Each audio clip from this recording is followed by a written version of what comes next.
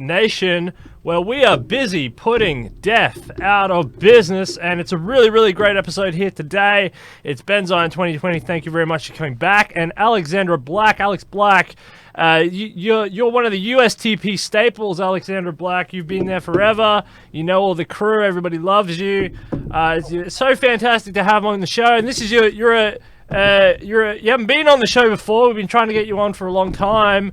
It's really good. So tell the people who you are, Alex Black, and your love with computers, because we know you love computers. So how did that all happen? Really good to have you on the show. Thanks for coming on. How far back did I start? You don't want to hear about my first computer. But anyway, I just really like to see us work together for better outcomes. And we have the tools in hand to do it, and we develop the tools and the research. And so anyway, I just like to connect people when it becomes obvious, oh, you should know this, or you should know that person. How do you explain what I do? I've known Alex for a while, and she has an awful lot of insights into the world of emerging technology and computer science, and not just insights, but an incredible community organizer, bringing together interesting people with interesting outlooks on this subject. And it's an honor to be here with both of you and to talk about this a concerning subject, a little bit of a tongue twister, quantum computing quandaries, and some interesting things I think can derive from this. Alex and I have had some fascinating discussions on the subject. We're working on a piece for our think tank, the Research Institute for Future Endeavors, and it describes exactly this set of possible global decryption events that could lead to a certain kind of global instability or a certain kind of set of changes in the marketplace. And this is something that sounds like science fiction, but in some short years' time, it could prove to be science fact. And so we need to be prepared for this and be talking about this. It doesn't serve anyone to put our heads in the sand when it comes to matters of this kind. So thanks, Alex. I'm looking forward to hearing your insights on this subject. And thank you both for agreeing to talk about this controversial matter. Yeah, absolutely, and you're looking good there in the nice jacket too, Alex. It's a good jacket. Appreciate it. Yeah, no, this the day of the abacus is long behind us. That was a good invention. It was a kind of a primitive form of computer. It's gone now. Alan Turing, he swung in there to eliminate those Nazi U-boats, inventing the computer in Bletchley Park, assisting in the Bletchley Park program. And since then, you've had the rise of classical computing, the classical computing era that's taken us up till now, that blasted us through the information age. And you've had the rise and re-rise of classical computing. But now we're getting to the point, combined with Moore's law, and ever and ever faster potential computing power. You're looking at what Richard Feynman, I think that was the guy who sort of announced it to the public. But we're talking about quantum superstates, where things can be simultaneously in different superpositions in a quantum world. So you're looking at very, very small, very, very small fields of processing, which are going to outpower classical, conventional, microchip type classical computing. And yeah, the whole world, from banking to your nuclear codes to bioresearch labs to anything that's important to traffic light systems, everything by a single quantum computer. All of the encryption keys will be able to be cracked. Currently, a lot of the encryption keys are so strong it'll take hundreds of millions of years, sometimes billions of years, to crack some of these keys when they're running at certain rates.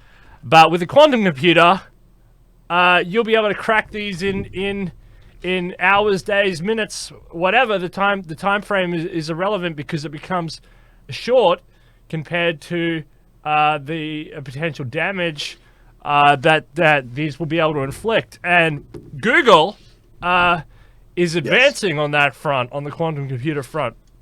Ben Zion, we'll jump over to you. Quantum computing. Tell us all about it. Speaking of Google and controversy in quantum computing, this was a big story in computer science of 2019. It's the time of year when people tend to review these sorts of big stories. So we can talk about this milestone, and it describes precisely what you said, using a hybrid quantum computing system to crack a number that had been previously thought more or less uncrackable or taking an awful long time to do. And that was done in short order because of this advance. And so this claim of quantum computing supremacy was made. But of course, it seems to be somewhat limited in its functionality. It's also an open question, and I'd be curious to hear what Alex has to say as to whether how much organizations like Google are tending to keep this sort of thing in the sandbox, tending to keep this sort of thing under wraps because it is so powerful, and how much that power is limited to maybe some usage of no consequence. It's this ability to crunch this one big number is pretty cool, but we want to actually see this sort of thing being used in more powerful ways. What do you think, Alex? Is quantum computing being held back by people like folks like Google? Well, Kurt Smile, I think, is just trying to be really careful with it. I'm trying to remember if he is also working on the memsisters. Oh God, what's that? Neuromorphic computing, very small. Like it takes 86 billion to like mirror our neurons, and we can do 1 trillion. So I think that maybe we're going to see some blended approaches, and also when we get our neural links, I think the mind is going to be part of the solution, and finding some adaptable ways to always be a step ahead of those quantum computers and use other quantum computers to help to that effect. And this term neuromorphic computing, it doesn't specifically refer to something like a cyborgization. It refers to something more like biomimicry in the arrangement of these systems. And this is an important concept. And like quantum computing, it's one of a number of design paradigms that could lead to something like a leapfrog in decryption, that could lead to a fair amount of chaos in the marketplace, if not some kind of geopolitical instability in the coming years. So maybe people find this set of notions upsetting, but something like this actually happening would be far more upsetting.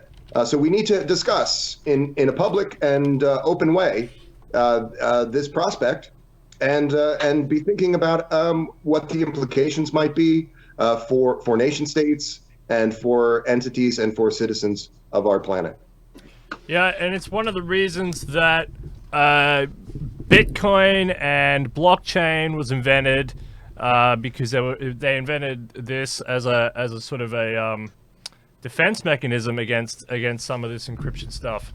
De-encryption stuff. It's going to be harder to crack some of the blockchain technologies, and we'll get into that in a little bit, because that's part of your staple of the Futurist New Deal for America plan, and blockchain technology being at the heart of e-governance, and it's a lot more secure, especially in the quantum world. Of course, it's not the end point. Blockchain isn't going to be the end point.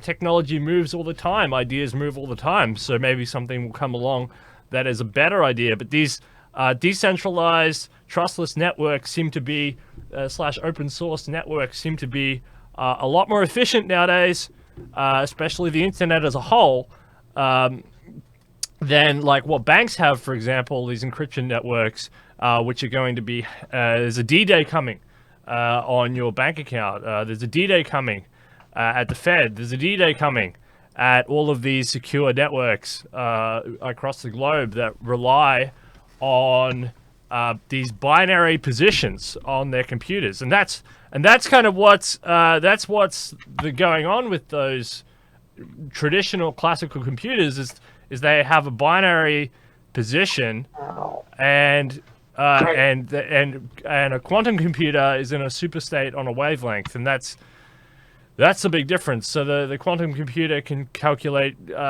trillions of times more calculations on the actual wave. So it's really interesting. Alex, what do you see any potential issues with quantum computing? What are the potential dangers? Have you got any for us to talk about? Well, that we still take so much game A crap into it when it should be more game B emergent.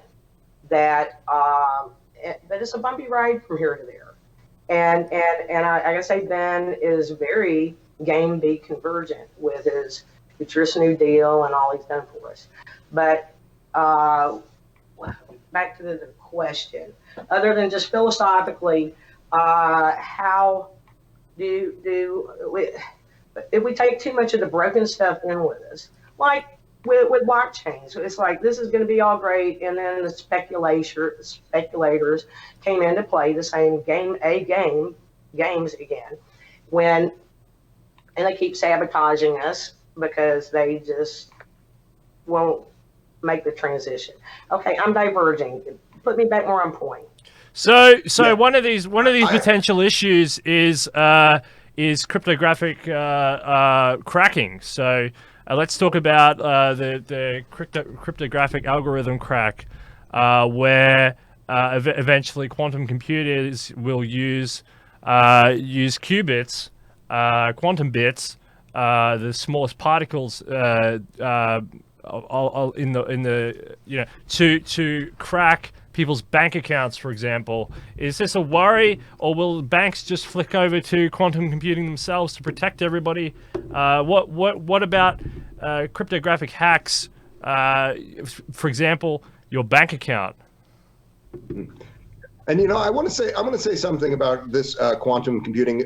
Alex and some other people have pointed out in the course of these kinds of conversations that this is a bit of a hand wave to refer to the power of quantum computing at present, because we don't exactly know what the applications will be. But I think that it is important to think not only in these concerns about cybersecurity, but about the ways in which such robust advanced algorithms could affect the marketplace and the prospects for governance and all of our institutions. There's not enough of a conversation being had in the public square about what this portends, and it is something that we need to discuss. And to some degree, focusing on this as a cybersecurity concern is maybe missing the mark a little bit.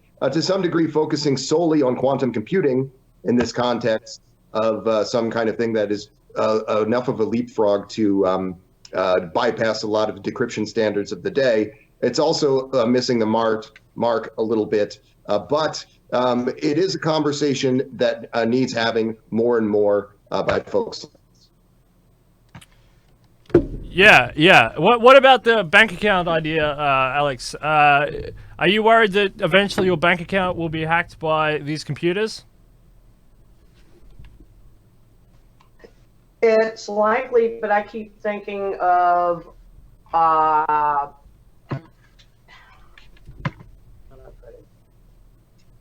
just keep seeing ways that we're taking too much game A with us, and I'm kind of failing here.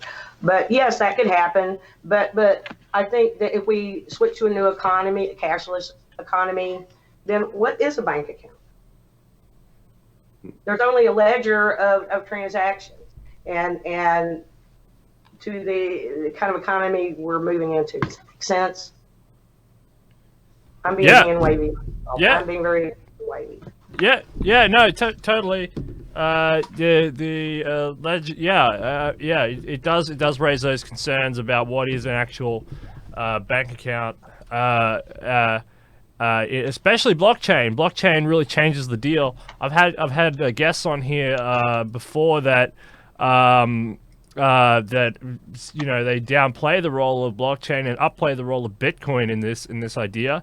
But no, I totally agree with you. If it's on a ledger, if it's in a stated position across a bunch of different computers, yeah, what is a bank account? It's nothing but a verified chain of ideas. And for all the individual concerns about some kind of fraud or identity theft, those are very real concerns.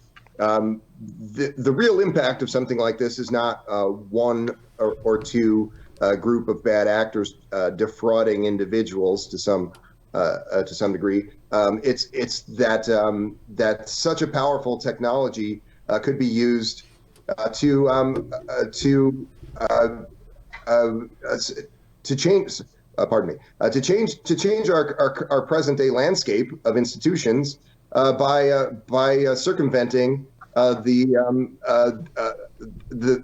current security protocols of these institutions. So some people who have been talking about this kind in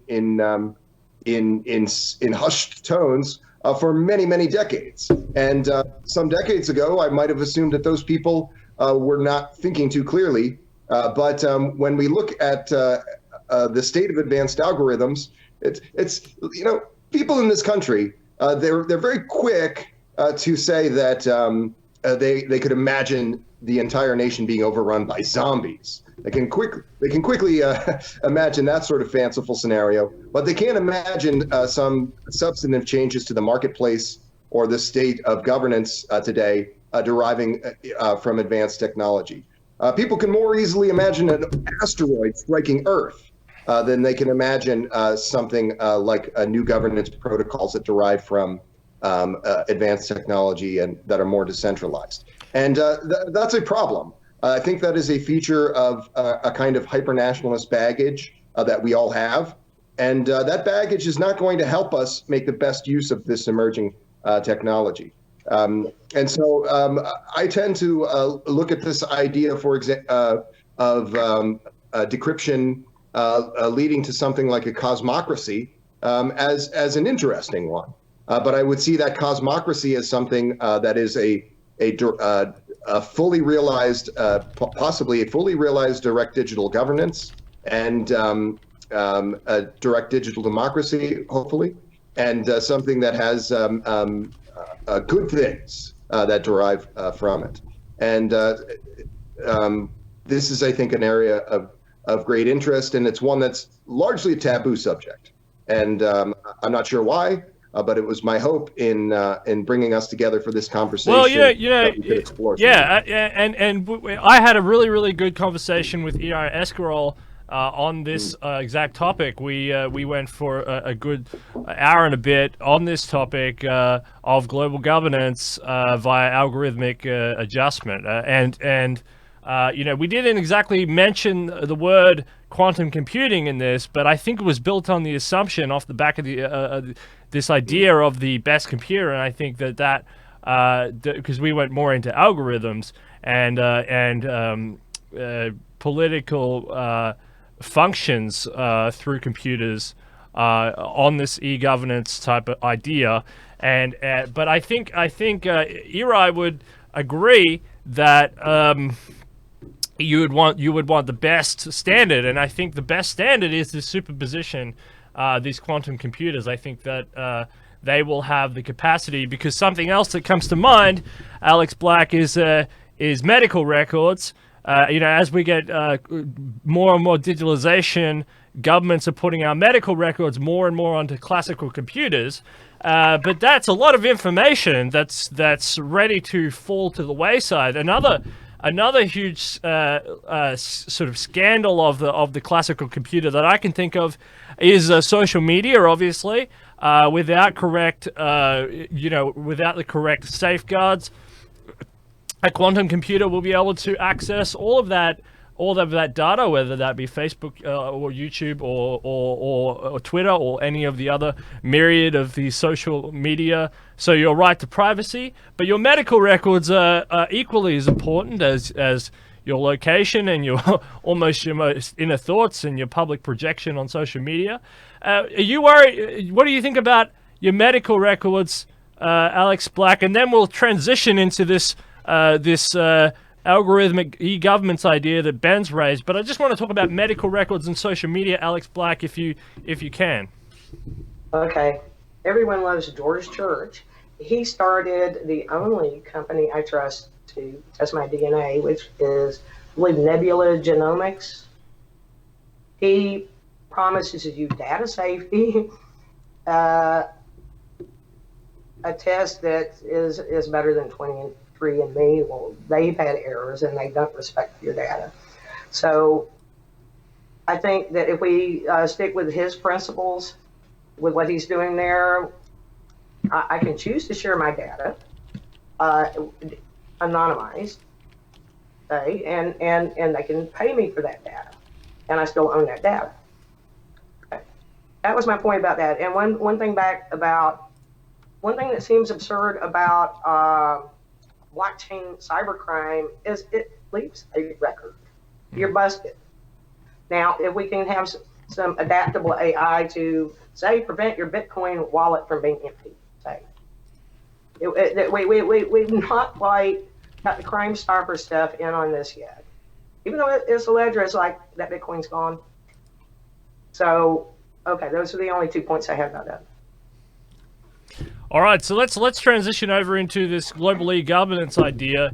When I think about global e-governance and the assistance with algorithms, improving our science and technology, I automatically think of the Millennium Project, not because the Millennium Project is some sort of algorithm-based advocacy campaign, but because it does touch on Jose Cordero, as we all know, great transhumanist there leading over at the Millennium Project. It does touch on all of the big issues that face humanity. And if you want to defeat existential crises, you need to first know what those are. And some of those, those ideas are global ethics, sustainable development, and climate change, which is a huge topic.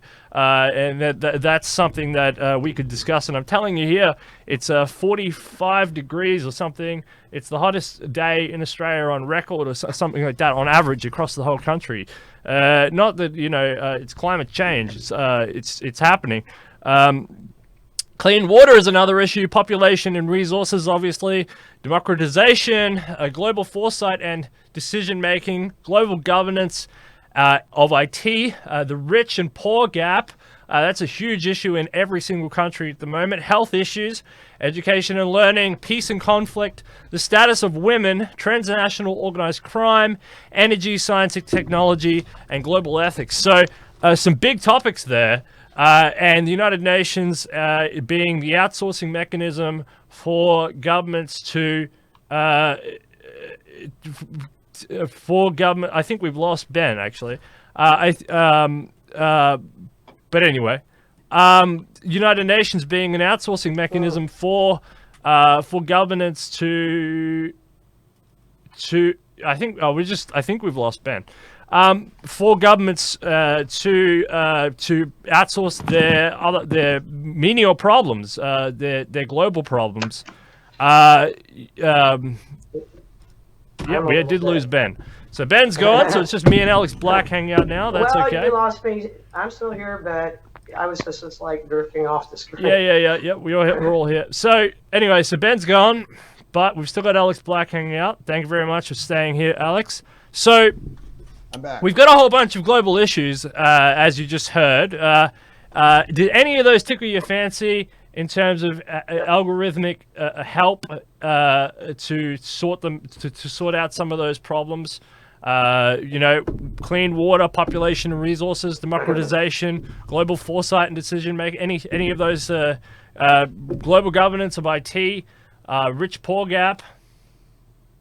Well, inequality is the biggest issue, and control of information A lot of studies are made by corporations. They didn't get the answer they wanted, and they bury it.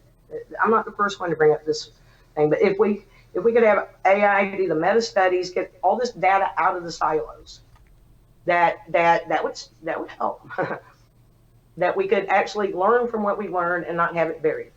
And control of information has always been one of the best. I think one of the best tools of oligarchy. You know, that as long as they can control the narrative. Yep. I look what. Okay, so that didn't look like me. Anyway, see what I'm saying? That as long as we have these cattle gates where, like mainstream media, the banking industry, just the way the corporate thing feeds into buying our governments and all this. It's the inequalities that are part of the data silo problem. Yeah, inequality is a open source proprietary. And that problem. Can you guys hear me still? Yeah, we can hear you. Okay. That is something that's that is at the center of what you mentioned. The United Nations Millennium Project is dealing with the most pressing concerns of these kind, dealing with public health concerns and other concerns that would tend to lead to greater instability. And this is something that not everyone in the United States shows a lot of respect to these kind of undertakings. They always maybe want to point at them as having some nefarious motives. But when we're looking at these kinds of potential leapfrogs in advanced technology, great advances in advanced technology, to take this dim view of these kinds of institutions is probably, for a country like the United States, it would tend to be the difference between these advanced technologies being used to implement a digital direct democracy and something more like the prospect of a digital direct autocracy being implemented more in secret. So the point is, we have to embrace this technology, and we have to embrace these institutions as they stand and these mandates as they stand, because the alternative is far worse. I tell you something that excites me about these technologies. A lot of it's data processing. Okay, so you've got a lot of numbers, and you've got a lot of humans actually on a basic level. A lot of these issues on a basic level. There's a lot of basic inputs and basic outputs. On a macro scale, you can work humans out fairly quickly, fairly easily. On a micro scale, you get a little bit into psychology, but everybody breathes, everybody eats, everybody has to sleep at a certain point of time. Everyone has so much energy levels. Humans, there's basic functions that humans have to complete in order to survive. And on a macro scale, you can kind of work that out. If there's a hurricane that rips through the Caribbean and it wipes out, I don't know, Haiti or somewhere, you can kind of calculate the tonnage of food and the volume of water and the other necessities, the amount of rain, water converters, to make clean water and tents and medical provisions. You can calculate this tonnage on an estimation of the population size and the size of the destruction and a whole bunch of other stuff, right? So a lot of these issues on a scale, they can be boiled down to data. And one of the problems of that the governments run into is in the past, they suffered from an inability to collect the data, so there wasn't enough information, which is slowly more and more becoming less and less of an issue. And another one is processing the data in an efficient way, to either distribute it fairly or to get enough. And also not to waste resources. There are a lot of incidents where resources have been overcalculated because not enough variables have been taken in, and you end up with food rotting, rather than it being used or distributed properly. and or talking about transnational crime. There's ways to calculate on shipping containers, tonnage, and basic, and there's a lot of other variables. Let's say with the global food aid scandals, staying on that theme of on how corporations are ripping off governments or in cahoots with governments in taking too much food. So a computer calculated to be rational and a fair, independent actor will spit out a number that's comparable with a proportional, let's say, disaster, which is kind of what we've been using in this scenario. If there's another number done by some bureaucrats that's sort of different from the number that the computer spits out, well, then there might be some questionable discrepancies to how that's being calculated. And I would say, the same as with energy. Energy just is boiled down to a number. It's convertible to a number, whether that be across any of the energy generators, from solar to wind to nuclear to coal to whatever. Because I think there's a lot of issues that can be boiled down to just generic data points, and have these distribute resources fairly, ethically, and on an efficient scale that's been somewhat harder to do. What do you say to that, Ben? Oh, yes. And, these concerns with supply chain and these concerns with the administration of resources more generally, as it relates to the use of advanced algorithms, the use of effectively full automation and AI technology, this has incredible implications for reducing human misery. We're talking about this in perhaps more concrete terms on Sunday evening. We're going to be meeting up with the head of Singularity University and the Transhumanist-Party in Nigeria, again, our friend Dr. Abdul. We're going to be speaking with our friend of a tremendous South African organizer in similar organizations, Mr. Kuma Nicholas again. And we're going to be talking about this prospect of solving some of these grand human challenges using these leapfrogs. Maybe people find this to be a silly word, but I think that if you're any kind of singularitarian, you should be thinking in some kind of accelerationist terms, some kind of potential uses of advanced technology of this kind. To not consider this prospect is, again, to be leaving money on the table potentially in some future context. So we are going to be talking about this very same set of themes again on Sunday, and it's, I think, one of the most important subjects of our time. And it doesn't only relate to some kind of global governance paradigm or some kind of universal digital direct democracy paradigm. It most directly relates to solving these kinds of problems, reducing human misery, reducing supply chain problems, ending problems of the kind that occur in the developing world to this day. There's people in great number who are working in various kinds of mines, in various kinds of plantations. These people are maltreated indentured servants, and a full automation paradigm, a better supply chain paradigm, is the missing ingredient to seeing that these people are treated as human beings. You're so right. Is there anything you wanted to add to that, Alex? He's so right. He covered a lot of it, but I think getting greed out of the equation is going to be the biggest help. And blockchains do a lot to do this. Direct democracy does a lot for this. And it's just a question of how long it takes us to develop this and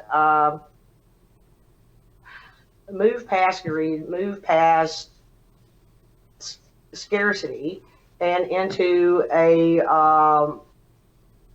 more resource-based economy. Yeah, post-scarcity and world. resisting the urge to do like Alex Jones and his army of lunatics will tend to respond to something like this, where you look at some new prospect and you immediately want to describe it in terms of the worst case scenario and not in terms of how it could actually be used to improve the human condition. This is something that is epidemic in the United States. There are tens of millions of people who are basically not firing on all cylinders when it comes to subjects of this kind. And that, again, we have a choice to make. We can opt in to something like a universal direct digital democracy. We can opt in to something like using full automation and using advanced algorithms to improve our society. Or we can force such things underground, which dramatically increases the likelihood of a direct or rather a digital autocracy, a very troubling prospect. But what we cannot do is ignore this because this kind of godlike power that derives from automation and AI is on the horizon in this 21st century. And we have to have open discussions about this. We have to demand transparency and utility in those discussions. And that is not something that people in the United States are doing nearly enough. It's not something that people the world around are doing nearly enough. At least some of them are not responding with in the way that Alex Jones would, but they're still not having this conversation as much as they should. So Ben Zion, so Alex brought up Can I answer this a bit? Yeah, go. Sorry. Okay, about the Alex Jones thing, and the thing that comes to mind I've heard is that slaves, since they've never had any sovereignty, and we're all debt slaves, slaves aspire to be the boss instead of being free, because this is the only paradigm we've seen. So they don't know what freedom looks like, and they keep we enforce the slavery on each other because we have to maintain our position in the rat pack rather than just, be responsible sovereign citizens. Because we don't know what that looks like. We've been programmed to work for the machine. So we want to be boss, and we don't want to be free and responsible not just for our own actions and ourselves, but to be responsible for, the care of everyone. Yes, okay, and those sort of folks that we mentioned, the Alex Jones folks, their idea of slavery has almost nothing to do with with improving their own condition, being at some remove, as Alex alluded to, from this sort of a wage slave system, using emerging technology to better themselves. Their idea of freedom is an abstraction, and largely one that is designed to distract from the ways that these things could and should be used. And this is something that you'll see time and again if you've spent any time in the right-wing blogosphere, if you've ever turned on the radio driving through some flyover state. This is something that people love talking about. They usually describe it to some degree in metaphysical terms as well. It doesn't make a lot of sense, and we owe it to ourselves to try and do a little bit better. Well, Alex brought up something really interesting before, and she was talking about wealth inequality. I was going to say, Ben, you know a lot about wealth inequality, especially within the context of the United States, the plutocracy, the oligarchy, the kleptocracy that's over there running everything. I wanted you to speak on how quantum computing, how AI algorithms and global governance could maybe reduce some of the wealth inequality that's going on, and what your idea about that is. Yes. Well, it may also sound like a hand wave to say this, but some rapid improvements in automation and advanced algorithms of the kind that we've described at the top of this show will quickly lead to a great increase in the providence of the world around and of our United States.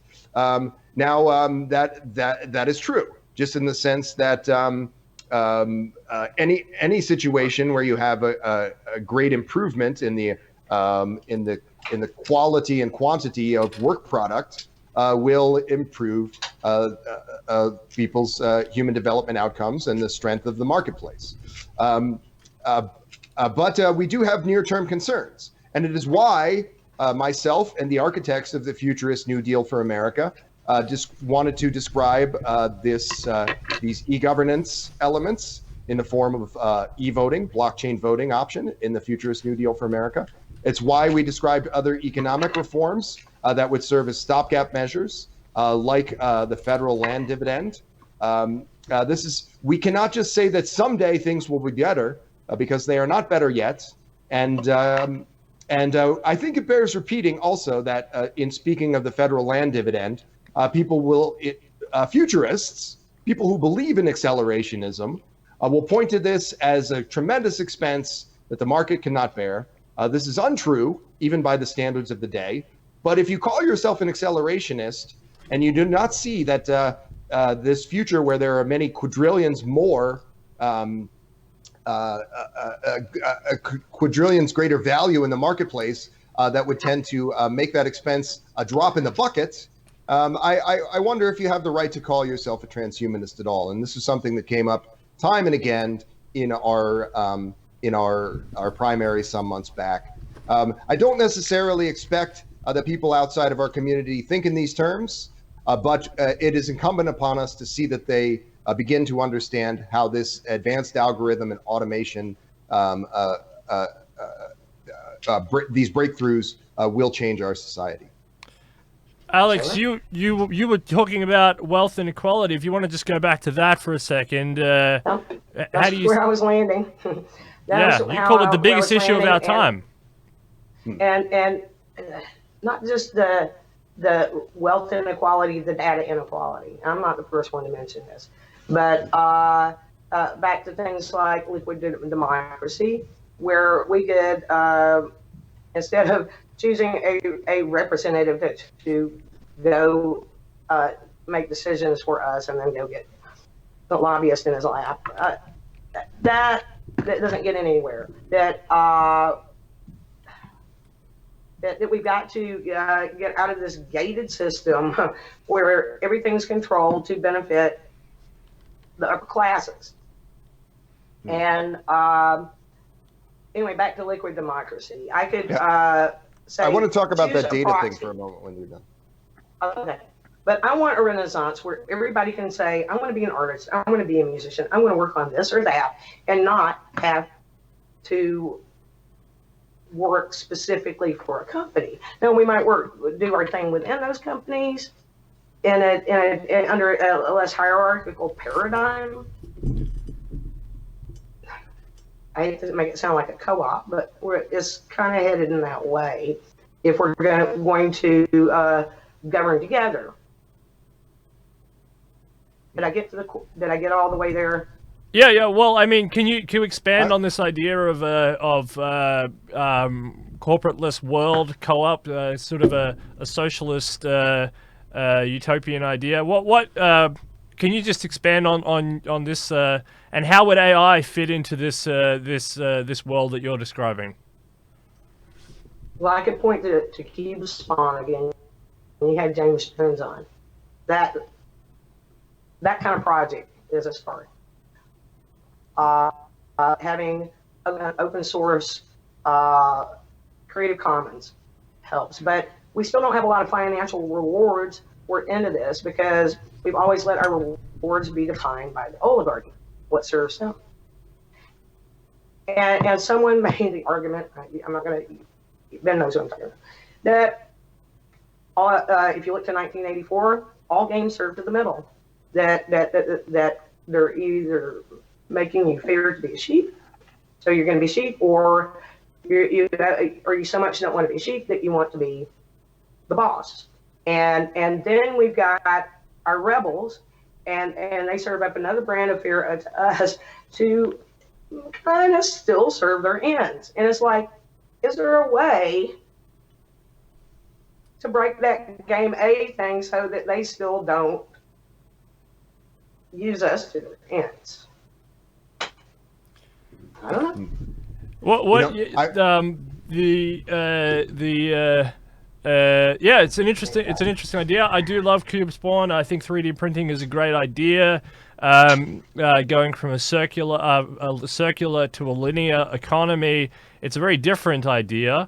I like cube spawn a lot, and I want to talk a lot more about cube spawn. Obviously, Ben Zion, do you share this idea of this socialist co-op type idea with an AI algorithm at the center, or is yours slightly different?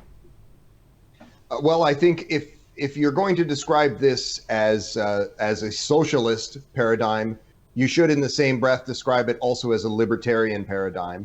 The concept of direct digital democracy is a situation where power is being distributed to the highest degree. It's a situation where other improvements upon these existing nation-state regimes are substantive and moving in a libertarian direction. But yes, I do see that as something to aspire to. I think that there are any number of other models or variations on these models that are something to aspire to. The future is unwritten. We don't know how advanced algorithms might change these entities or might introduce new institutions, but it is an area where techno sluggishness in the present institutions, techno sluggishness in the halls of power, a willful reluctance and a willful blindness to those things is a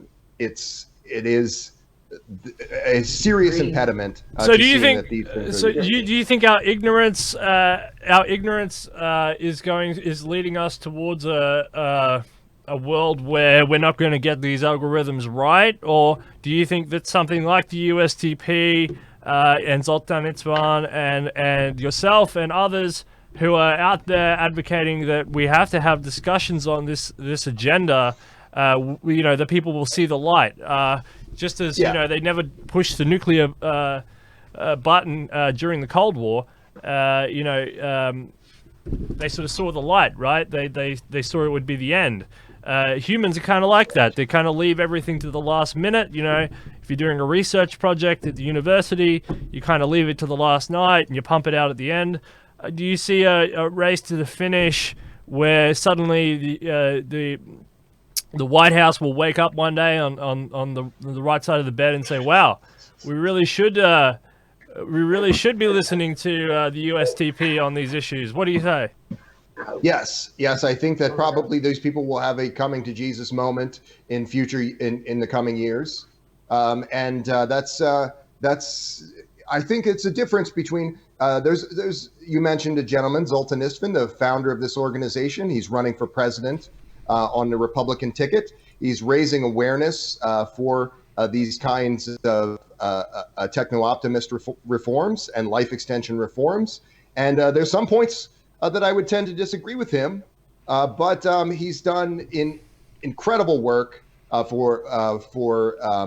and I do believe that he's on the side of the angels in this, very much so. I'll contrast him with someone in the comments, and I won't mention him by name, someone who would describe himself as a futurist, but constantly naysays any kind of futurist discussions. So this person, for example, says that we would never be able to lease lands in the form of the federal land dividend. No one would want to do that just because he doesn't have the resources to do that. We know that, of course, Chinese institutions have been snatching up land. Other institutions have been snatching up land the world around in the United States. So rather than letting them buy it outright, the idea of leasing them, it does not seem controversial. The federal land dividend does not suffer from a lack of potential clients, so to speak. It suffers from buffoons like this, who just anytime they hear an interesting idea, will dismiss it out of hand. So we're talking, for example, about the idea of e-governance. A buffoon like this will call it socialist and end the conversation. This is not the way that futurists think. These are people who are pretending to be futurists, and we should not listen to a word they have to say. Alex, when Ben Zion said that it's not just a socialist utopian dream, it's also a libertarian future, you agreed with him. How is that possible? How do you see it also as a libertarian idea? We have never done communism or capitalism right, and we can take the best of both of them into a better paradigm. But as long as we let apex predators, thugs, sociopaths, narcissists reach the top because we have this economy that rewards greed. Where are we? Okay, all right. Now we're talking. Now we're starting to have a real conversation. So the idea that psychopaths climb to the top of this system and communist system in a way, well, absolutely in a way, power corrupts and absolute power corrupts absolutely, right? So the incentives are wrong. So what the idea is that you have to jive with the top incentives to get the psychopathy out of the power and the decision making, and put that power and decision making back onto a data-driven experience. Is that what you're saying? We've got Yes. to Oh, yeah. we've rejig the. Blockchains are supposed to serve this. They are supposed to de-incentivize bullshit because it's a failed transaction if it's bullshit, right? Yes, and this is a serious problem. People who call themselves right libertarians, who call themselves freedom fighters, like some of the commenters, they are not willing to try to act to advance these kind of paradigms, this kind of this level of transparency, the kinds of things that would derive from this. These are just people who are living in fear and not thinking very clearly about what technology is and what it can do for us and how it can solve these problems. Because as you mentioned, the 20th century models, these are Steele, you mentioned that these are ways that we are seeing psychopaths rise to the top. Be that in a planned economy, be that in a less planned economy, and the kind of digital democracy, it is a path to that kind of voluntarist So state. the only question I think people would have then is how do you eliminate? Not making jokes about it. How do you eliminate the psychopathy, the ruthless psychopathy from an algorithm?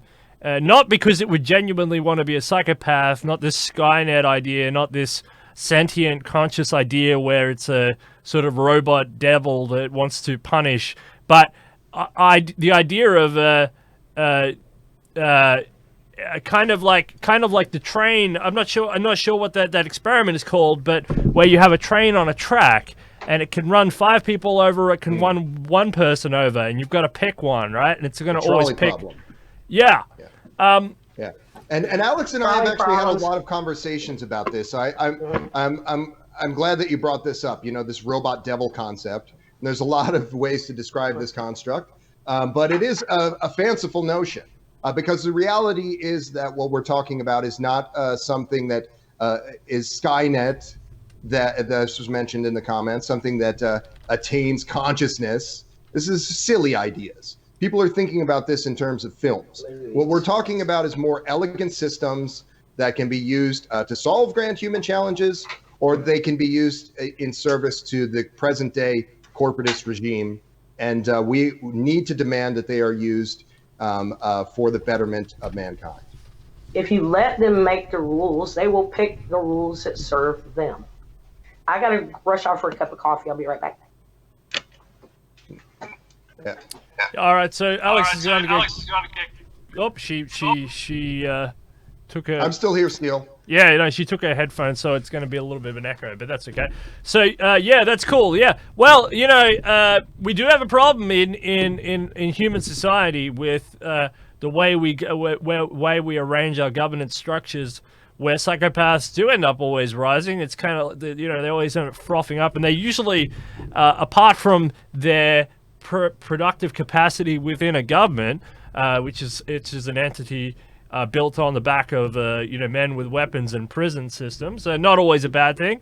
So sometimes some governments are quite effective. I would argue that my government here in Australia and Canada's and arguably the UK's every now and again, defeating tyranny in Europe, etc.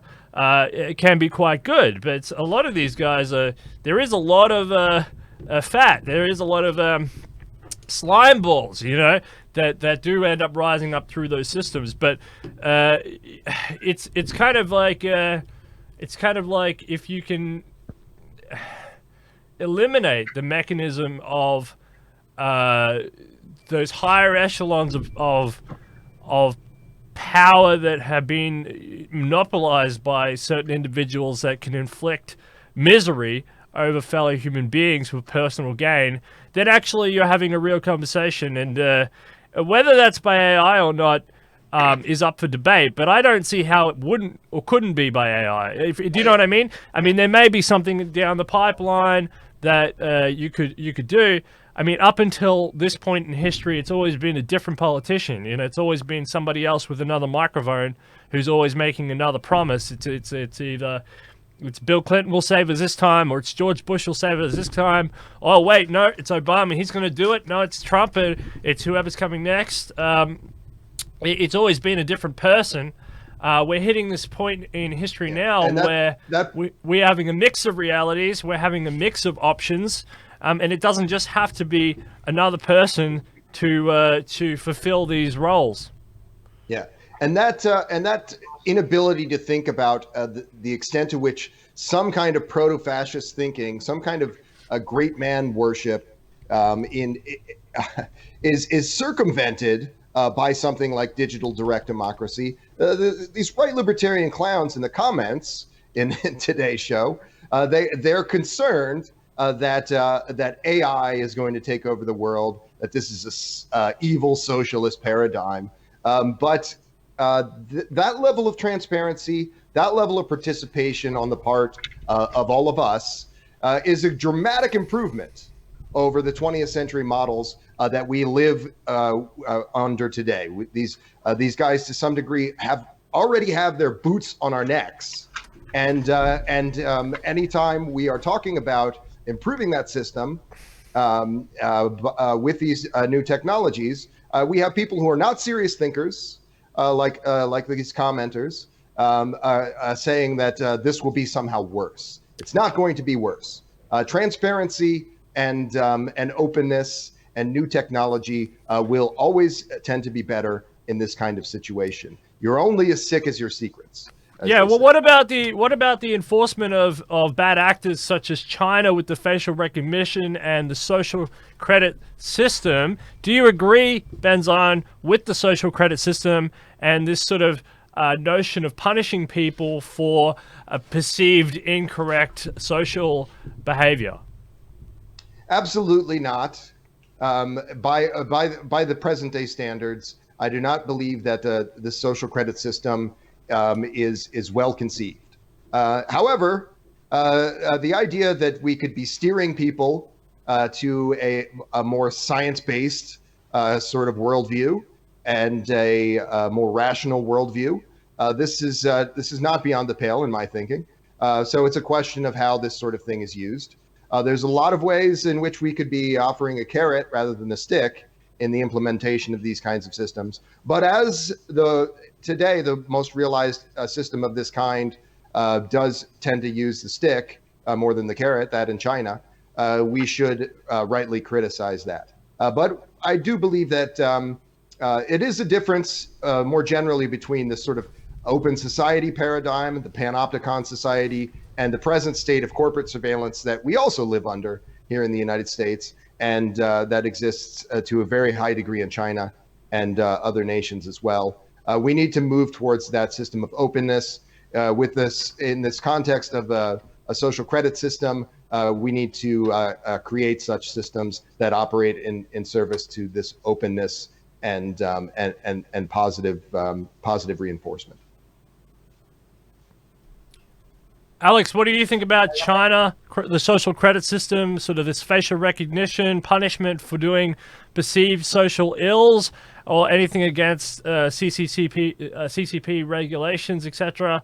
Do you agree with it? Do you think it's gone too far? Do you think it's not far enough? Do you think it's a model to be replicated worldwide, or it needs some rejigging, but it's on the right track? What do you think? I'm pretty much in agreement with Ben on that. But we've always seen concentration of power used for the aims of power rather than the aims of the people. And we've never really seen broadly distributed liquid democracy. And we have seen narrow AI used for evil and greedy purposes.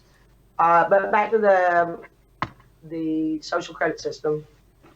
Who decides what are good values? We can't have the government, China's or anybody, say, this is what we all got to do to stay in line. No, that has to emerge from within the culture of what is acceptable behavior within that culture. I don't want to mob rule, but I'm just saying it would be a lot more sane if there were no oligarchic concentration and scarcity-based economies, and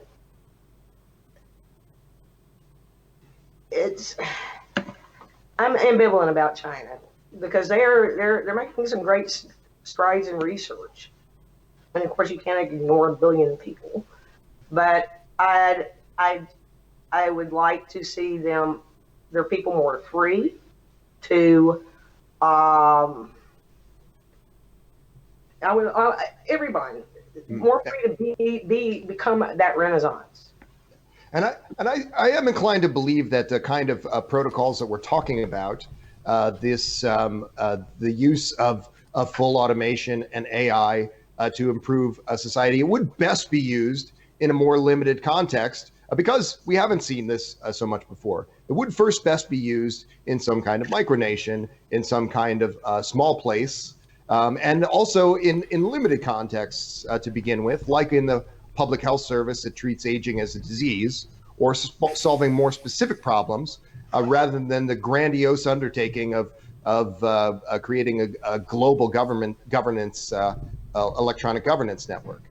However, because the conceit of this story was one where something like quantum computing disrupts the marketplace, disrupts the functioning of nation states to such a high degree, and we will see those kind of events in the coming decades. And it's a question of how we prepare for those events. It doesn't mean that we've caused those events, but we should prepare for those events nevertheless. It's a famously and rather callous statement made by Baron Nathan Rothschild. The time to buy is when there's blood on the streets, an analysis of the marketplace, and a rather cold-hearted one. But it is reflected in, I think, this thought experiment wherein some disruption has occurred and we are able to use these digital governance protocols more robustly as a result. That is one of many, many thought experiments that we should be engaging with. And I think in the near term, the smaller scale and more specific applications of this kind of technology is the better path. I see your point because rich people always have a bigger budget. And if you don't, the more distributed our efforts are, loosely tied together, it's more like whack-a-mole. But if we centralize and here's our effort, then it's easier to attack our base. You understand what I'm saying? And how do we win against these people other than to make them see sense of changing the game? I don't know how I would talk to a Rothschild. I sometimes wonder. Yeah, well, it is. You would want a decentralized network for a lot of these ideas, on the basis that you want the power distributed as to not end up with vulnerabilities to the system. Now, we can argue exactly what that system is over, or what that system does, and I think the internet, as a general information distribution network, is a sort of a 0.0 of this idea that we're talking about. I think the China social credit system is a 0.1 on this scale. I think it's all of these ideas are limited in their scope of what they can actually achieve.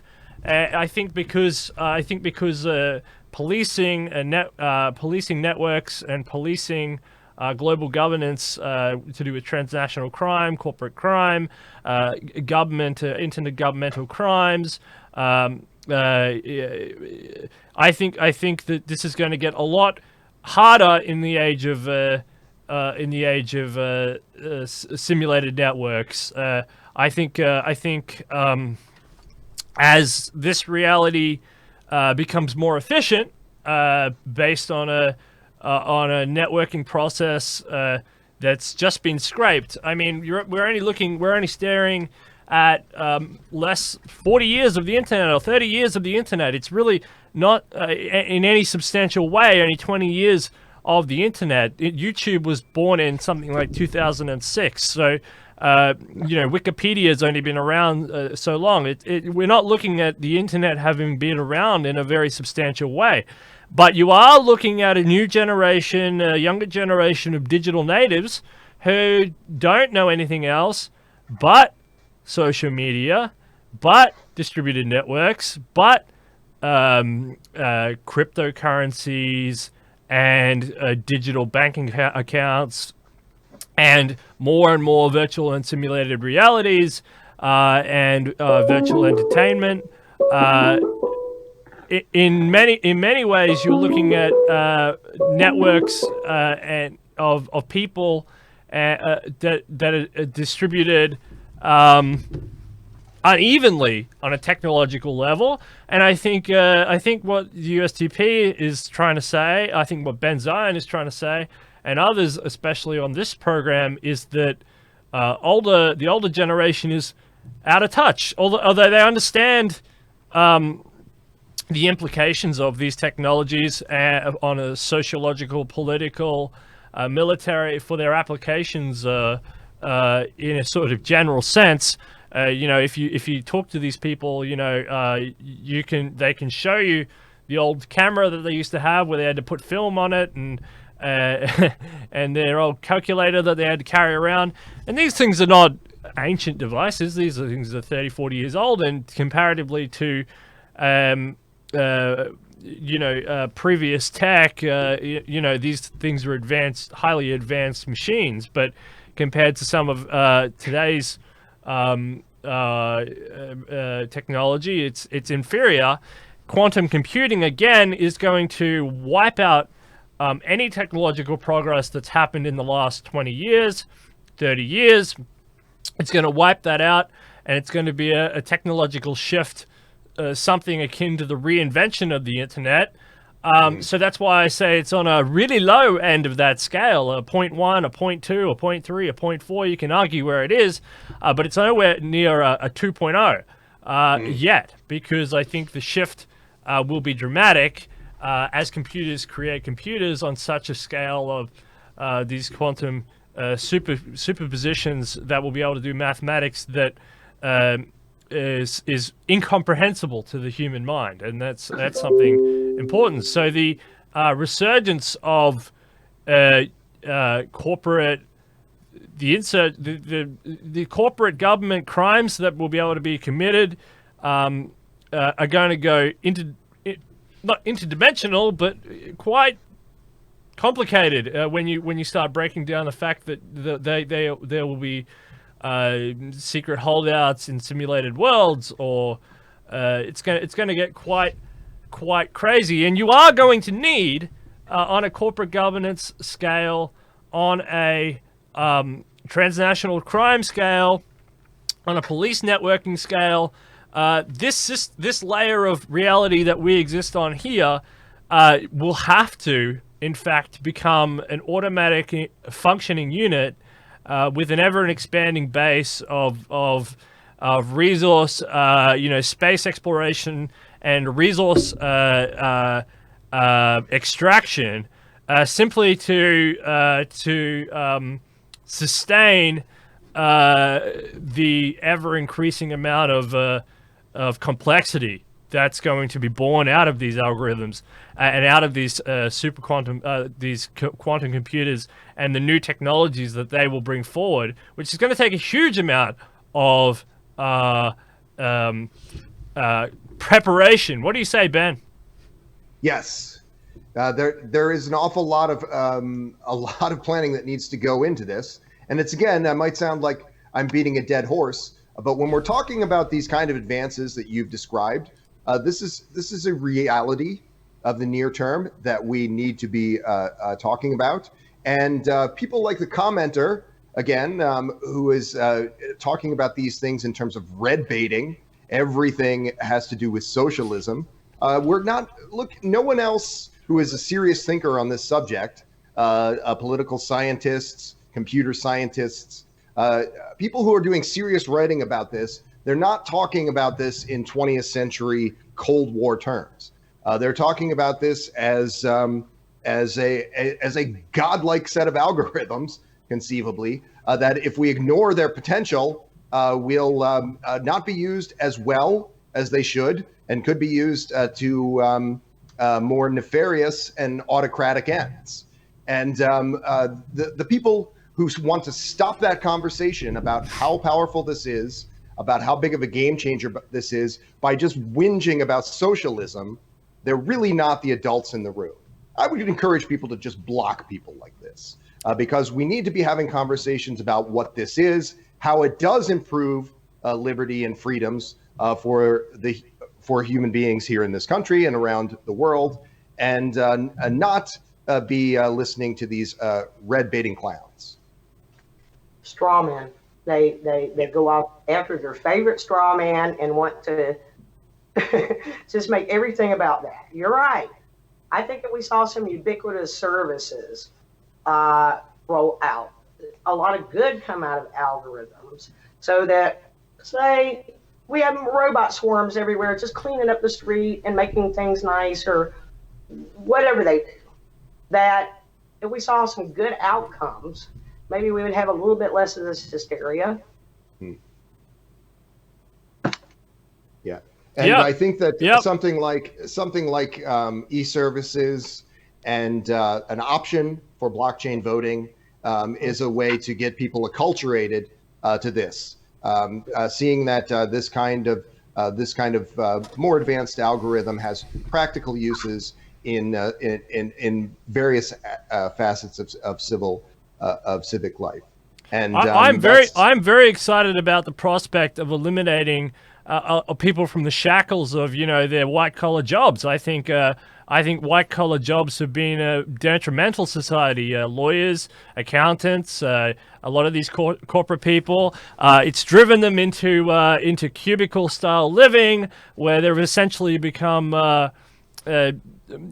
freaks in a sense. You go into some big city, you go up to an office, you do a 9 to 5. It's all very dehumanizing, and it's taken away a lot of our creative thinking as a species. And now, this is something that I won't say who, but this is a commentary point that people bring up when they're talking about the de-diversification of the human species, and I'm going to play with this idea, and because I live in a city, I see it all the time. I see people who are essentially chained and trapped by this idea, and it is dehumanizing. It's very domesticating, and you end up with a notion that they have to psychopathically jump through artificial corporate structures.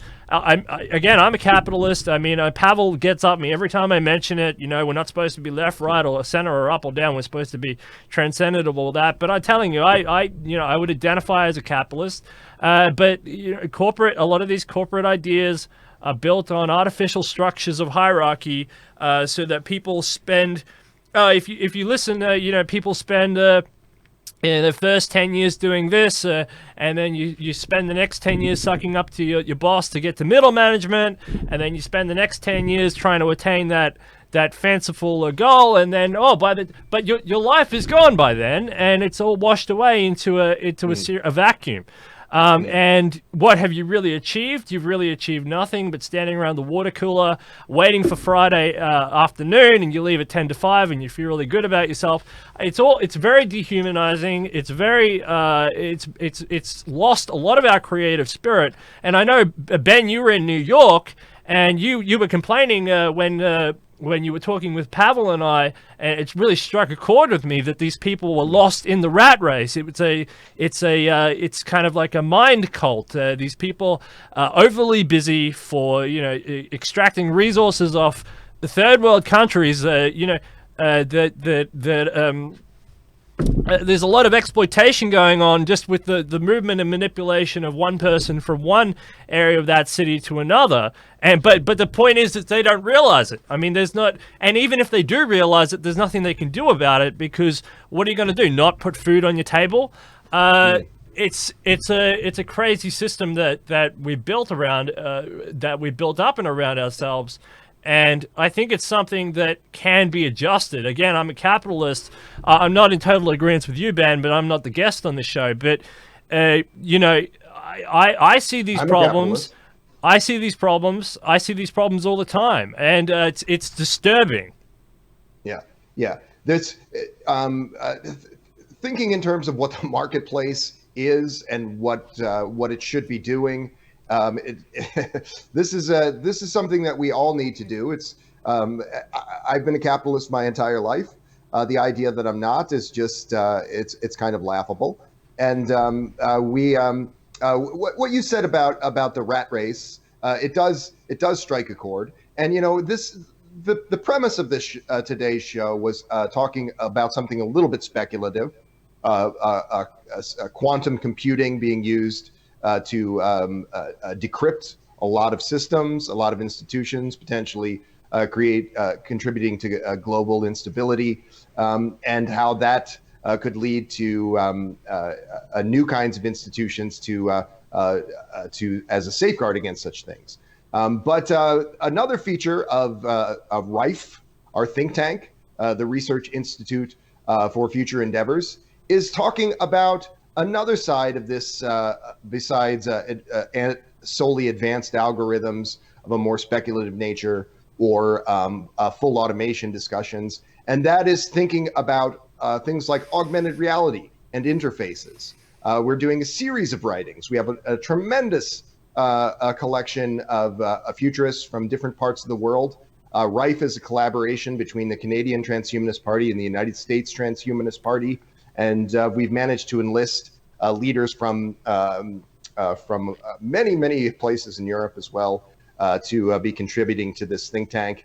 And one of the most central ideas of writing for RIFE is focusing on how interfaces can improve this situation, because this is an interface problem, the one that you've described. People have to work, and they want to work. But many features of their work lifestyle are not optimum, and this is something that can be improved by interfaces, and it's already been improved upon to a high degree. My father is a computer programmer for some 30 years now, and he has been telecommuting for probably 25 of those years, well before this era of augmented reality and virtual reality. And we will see improvements like this in the workplace, where people are being able to do more with less, and being able to live better and have more pro-social kinds of endeavors that they're engaging upon besides. Curious, Ben, has your father seen a reduction in stress since he's been telecommuting? Yeah, I think so. I would be hard pressed to point to too many people who aren't less stressed out by not being on the road a lot, by being able to sit at their desk and work with in a little bit more comfort and things like this. I mean, there's maybe other concerns. My father probably could have stood to have got a standing desk maybe 20 years ago. There's other maybe lifestyle preferences. Since we're still on the treadmill. Yeah. But this is also an interface problem, right? Like we do have a lot of. I'm in the coming weeks. I'm going to be setting a record with the Guinness organization, a world record with the Guinness organization for the longest period of continuous augmented reality usage. And it's going to be a hell of a thing. But I'm going to be doing work product in that context. But I will also have the freedom and mobility to be moving around a bit more than, say, the way that we describe my father doing his work, sitting at his desk, maybe probably eating a little bit too many donuts.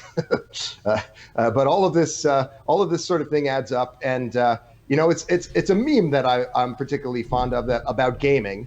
And it describes a gamer in the desktop era. And it shows a picture of a fat guy. And then it shows the same guy, sort of like a superhuman hunk, using virtual reality and playing sports. The idea that a lot of these kind of concerns do derive from failings of interfaces, and we're seeing dramatic improvements there. Decrypt reality. Sorry? Decrypt reality. That's what I said. Yeah, Alex, do you have anything to say to all of that? There was a lot in there. I'm looking forward to seeing Ben do this. I had a point a bit back. I wrote down cortisol because it comes to me that the rat race is full of cortisol and adrenaline and insecurities, and they hack us through our endocrine system. And then if you're a good boy, you get your Hallmark movie. It's all these narratives. Like, you got to stay on the treadmill. If you're a good boy, you get your Hallmark movie, or however that plays out. I'm getting tired of greed. Greedy people just like sending the rest of us asunder, doing their bidding, and by hacking our endocrine system. Yeah, and this is a really important point. As well as a major failing in that. Yeah, it's because humans, like I said, humans have a few different psychological, like they have a few different inputs, and they also have a few different psychological motives and carrots and sticks. And if you just push some macro policies, eventually you can end up with quite quickly. You can end up with a system with people doing pretty much whatever, working with whatever system you want. I mean, for some reason, I don't know how, but the Kim family in North Korea has managed to survive quite easily, quite chummy. I mean, they have had to kill a few of the people and a few assassinations and things, but quite chummy as a god emperor. It's just a crime syndicate family, and somehow that country keeps on ticking as a big mind control cult. It's super interesting, but those people in the mind control cult over there in North Korea, they look at America. I mean, they might have 1 or 2 points arguing, that Americans are a bit deluded themselves, and you can see it from both ways. I think that I wouldn't want to live in North Korea. I'm not arguing that at all. I think it's a terrible system. I think the Kim family's a brutal dictatorship. What I am saying is that from different perspectives, you can see the different problems within society, and especially if you're in the States. In America, for example, once you're inside the system, it's a bit harder to see it unless you're on the wrong side of it. But yes, I agree. Cortisol, huge. Great point. Great point. Abusing innate human stress levels. It's a very good point, Alex Black. I actually wanted to ask you something else, but now I've forgotten what it was. I will say something about Korea. I lived in South Korea for about a year, and I was able to visit North Korea in the form of a DMZ tour during that time. And there's the criticisms that you made of that system are all valid. and the criticisms of our system are also valid. I think it's important in thinking about the state of that country to think about how, without the rather perverse and strange influence of the United States and China, this peninsula would look very different today. Would be probably wholly unrecognizable in almost every respect. This is a problem of the nationalist that we're getting back to. It's a problem of these hyper-nationalist intrigues and military-industrial complex intrigues and all manner of things that we see on the world stage. It's the chief impediment to what we want to see being developed in terms of these new institutions. And it's not just owing to guys like our friend in the comments. It's really owing to the folks in the halls of power who are manipulating folks in various ways, like we see it with the Cambridge Analytica scandal. These are ideas are being foisted upon us that don't really pass the laugh test, but because we're getting so much exposure to them, we're continuing to engage with these hyper capitalist, overly corporatist kinds of institutions. We're being apologists for a tremendous amount of dysfunction. That is not what free market capitalism is.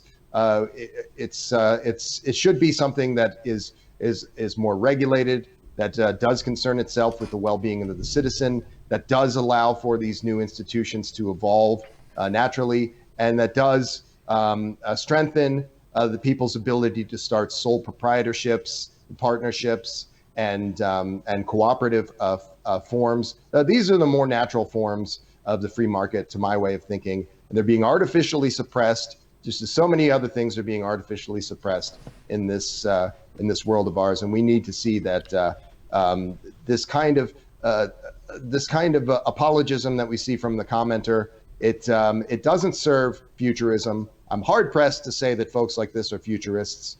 They're mostly status quo trolls that we see time and again sticking their heads into this community and mouthing off with a lot of nonsense. Well, I don't really read the comments. So I don't know who you're talking about, but that's hopefully, yeah. So, Alex, so we're gonna run in a sec. But have you got anything else to say? There's a lot to talk about. You have the floor. Computers are advancing. Computers are taking over life. The robots are moving up in the world. What do you say? I'll get back to that. I had a couple points. I've traveled a little bit too, and people are basically the same, but not quite. And I think that different cultures have different needs, and we shouldn't try so much a one-size-fits-all approach. But we should have certain guarantees baked in, like human rights and better economies. But something Ben just said reminded me of Newt Gingrich again. He said something like, if you tell a lie often enough, it becomes the truth, which refers to something I said earlier about you control the narrative, you control the flow of information, and you got it all boxed up. Now, I would have started any number of businesses except the obstacles put there by the big boys. Right? So I'm a frustrated capitalist myself, which kind of makes me swing both sides of that line. Yeah, well, that makes a lot of sense. That makes a lot of sense. I mean, Ben was talking about the production, swinging over to the production of memetics. Memetics, of course, being a mind facility, and that's been the story of since about the 1950s. Post-World War II era has been sort of the memetic revolution, which is, yeah. But I totally understand that point and that promise and that premise.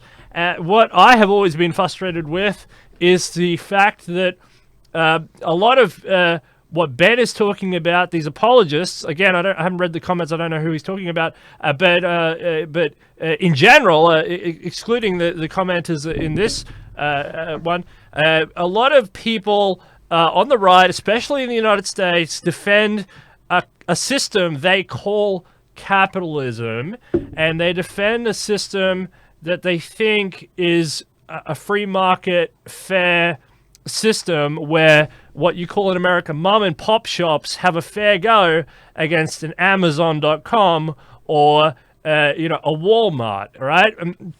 And this is the point that I've always been angry about, is that these people who have never tried anything in their life, they mouth off these mimetic ideas that capitalism is fantastic and that it's free and fair for all, when really it's a form of a fascist crony capitalist agenda that's not fair, it's not free, and whether or not they make billions or not is due to various handshake mechanisms within the White House or over at the Fed or down at the Wall Street Stock Exchange or done behind closed door at settlements in any of your court districts.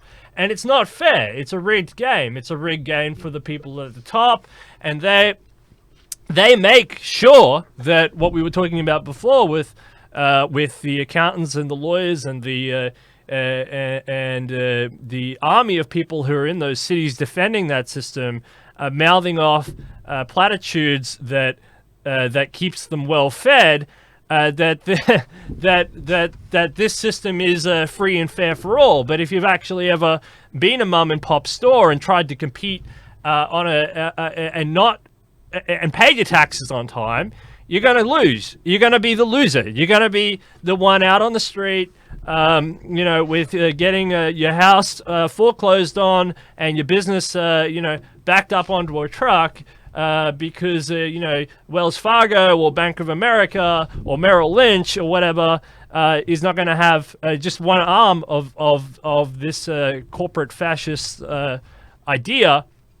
Is going to take your dream away, and the American dream, like Donald Trump said, the American dream is dead. That's and he hasn't fixed it. The American dream is still dead, but it's been dead for a long time. And I think some of these algorithmic adjustments, the way that these can make capitalism better and more efficient, is by eliminating this class of white collar plutocrats in these cities, because these guys ensure that this system maintains itself because they're sponsored by the very corporate entities that they say are part of the free market, right? And so then there's this cyclical loop, and that's why you have no choice but to invade Iraq, because in order to keep the system propelled and pushed up on itself and keep it inflated for domestic control, you need that energy resource, right?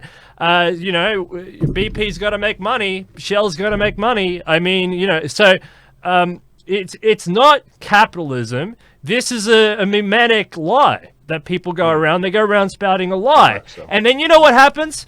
Just to prove my point, I mean, we're called detonation. I mean, in the coming years when the system topples over and it resets itself, I mean, these same people who right now who are wearing three-piece suits in on Stanley Street in New York, I mean, these same people will have their homes ripped out from them, and they'll be saying, "What happened? What happened?" They jump out of windows. You mean when the great financial crisis happened, you can just watch them just jumping out of windows. There they go, woohoo! So so eventually the beast eats itself. And, they're not watching detonation, but, the pavement's pretty hard. Yeah. And this, I like that you mentioned in the context of this corporatist sham, and with this odd veneer of hypernationalism over it that supports it all. I like that you mentioned in that context Newt Gingrich, because I cannot think of anyone more directly responsible for foisting this upon us. And there's a reason that people like our sad commenter don't refer when they refer to the strength of the free market. They don't refer so much to American exceptionalism anymore, and it's because people like Newt Gingrich have allowed this corporatist sham to steal that away from us. We have a middle class now that doesn't make a living anymore. Every Trump supporter likes to say that we have almost full employment, but 55% of those people are working multiple jobs, artificially low wages, working like dogs, and not even able to pay their rent and make ends meet. I mean, if you're gonna stand up, if you're gonna sit on TV, if you're gonna go on MSNBC, or if you're gonna go on CNN, or if you're gonna go on Fox, and you're gonna stand up for the Walton family, for example, you know, these Walmart guys. I don't even live in the United States, and I hear these guys are charlatans. These guys are the worst of the worst. I mean, if you're gonna sit there and you're gonna back up the Walton family, it's like you're backing up. Some sort of genocidal maniac in pick a random country. I mean, these people are maniacs. They make people work. They make the Chinese slave wages look like a joke. Yeah, and they've been able to almost wholly micromanage the system in the last 3.5 decades to a higher and higher degree over the course of those years, and that's owing to this low information kind of thinking, where any new institution is socialism, any new technology is to be feared or ignored. That's owing to these kind of people, the low informationists like our commenter, who are numbered in the tens of millions in this country. And honestly, if those people were gone from this country, we would be able to remove some of this techno sluggishness. We would be able to remove something of this corporatist regime that has weakened the middle class, and we should be able to speak out against this false dichotomy of.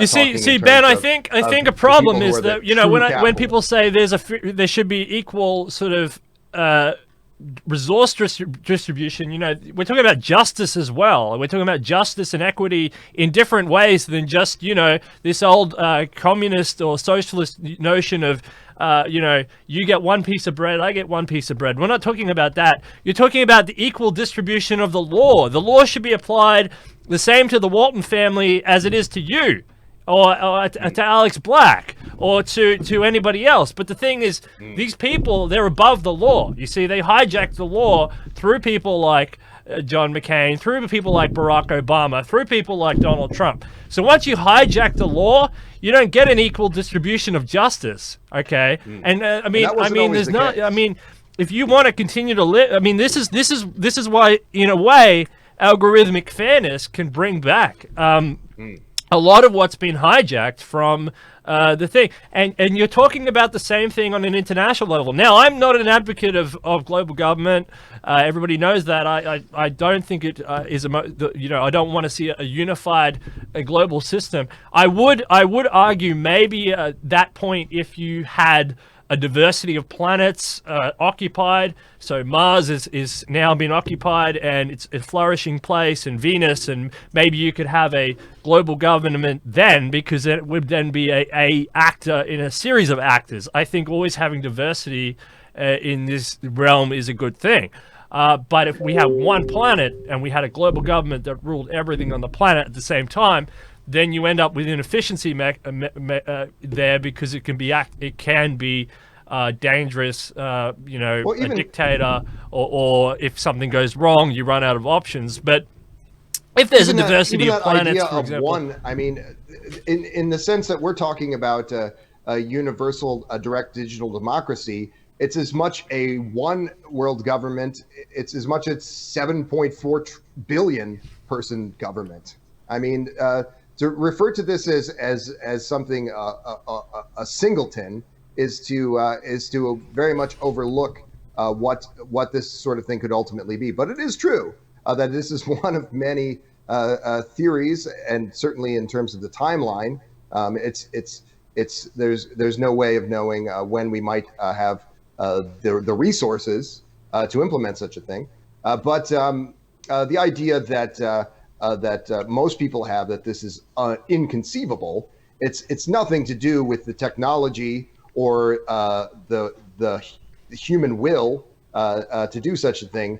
It's to do with their own hyper-nationalist baggage and their own lack of imagination and their own inability to use technology in a better way.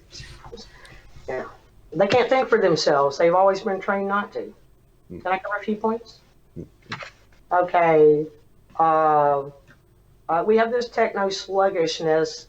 It's a feature, not a bug. It is supposed to keep power in certain hands. And if we had a confederation, instead, we're still thinking of it, that one world government, as hierarchical. And it could be a confederation of clusters that find it's better to work together. Like everything from like 10 billion kibbutzes make up the world government. And they're independent. Yeah. But they're agile enough to work together and not have that one world government dictating their local policy. That's always the big fear of New World Order. It's like everything is going to be homogenized and we're all going to have to just march in a straight line. I see something more like a tree, not a singular thing. And what else? The idea that people would cease to live in communities or have some kind of municipalities and so forth, that's another fallacy in this term, one world government. It's like you have an ocean and you think of that as a singular thing, but it's many drops. Say this. Okay, and another thing I wanted to point out, we have all this Ludditism. Now, a lot of it has been programmed into them through their fear triggers or whatever. But, and we say, oh, we can't build this new tool. We can't have AI. It's going to be too dangerous in the wrong hands. Well, why don't we deal with the problem of the hands and not ban the tools? Yeah, and get the greed out of it. Get the greed out of it. Make a system that does not incentivize greed, and so many problems go away. Yeah. Nuclear weapons are kind of interesting because, obviously they were used twice in anger. One on Nagasaki and Hiroshima, World War II, strategically to avoid U.S. casualties and a mainland invasion because the Japanese were perceived not to be able to give up. After that, a lot of testing, a lot of nuclear testing, a lot of development of nuclear weapons. They're still proliferating around the world. They've tried arms reduction treaties and such. They're a tool in the hands of these governments. I mean, the commander-in-chief of the United States has had power to destroy the world for a long time now. They haven't done so. We're still all here unless something else happened in our past we don't know about, but perceivably we're all still here. So the tools of destruction exist. Hasn't happened yet. The world hasn't entered a nuclear war. Russia and America still talk about it a little bit. I mean, Hillary Clinton, that was the big scare in the 2016 campaign. A lot of people didn't want to see Hillary Clinton with her fingers on the nuclear codes, especially when she said that on a national security level, the United States under her regime would consider a cyber attack from Russia as a national attack, and therefore could imply a nuclear response. A lot of people freaked out over that, and even though Trump,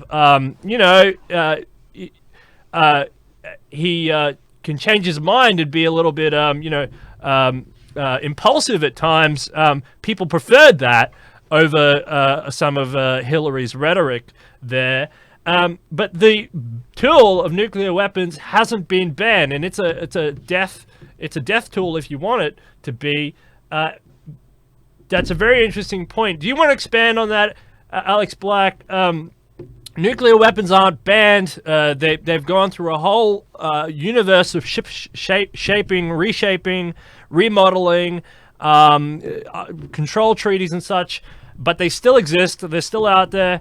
Do you see AI as a nuclear weapon type evolutionary phase, or do you see it as something different, or they're not comparable? I think they're not comparable in that nuclear weapons scares the crap out of all of us, and it's something you can't have a do-over over. Speaking of do-overs, I'm going to get back to another point, but about that with impeachment might come a possible do-over, in that if we can remove the whole cabinet and rescind all the bullshit they did. But could we have AI go back even further and remove all the corruption? Have AI to, follow the money, so to speak. Okay. I wanted to say something about what you said about Trump versus Hillary, and I don't really have a dog in this fight. I'm not a great supporter of any third-way Democrat, nor am I a great supporter of any Republican on the face of the earth. But the idea, like in the primary, in the debates leading up to the Republican primary, Donald Trump insinuated that he was going to make the Middle East glow if such and such country did such and such misdeed. And the powers that be that you mentioned, Steele, they did not take that literally in the way that they took whatever it was that Clinton said about Russia literally. So, I mean, people are in these elections are always saying a lot of dog whistling kind of statements. It's pretty much their job. And I'm hard pressed to imagine that a Clinton presidency would have been more destabilizing in those contexts than any other, than the present presidency, for example. I don't like sledgehammer solutions like drop a nuke, launch an attack. I think it shows a lack of imagination that you can't work out your problems with people.